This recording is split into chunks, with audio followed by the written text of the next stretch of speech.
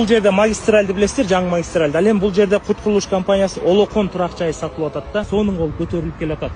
Бул жактан алганыбыздын себеби, бул жакта Орто Азия боюнча 50.000 кишилик футбольный поле салынып атат.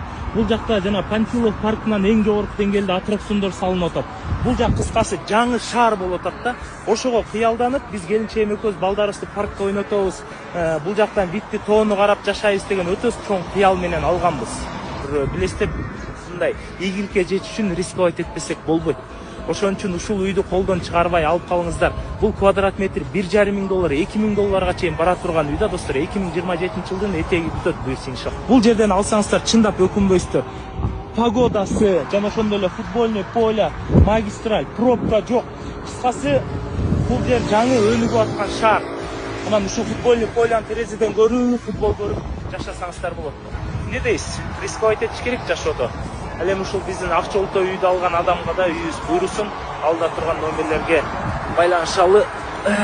Жашоо ушул экен да. Эми бирок ден соолугуң болсо алтын аяктан суу ичесиң да, буюрса үйдүн түрүн алабыз иншалла.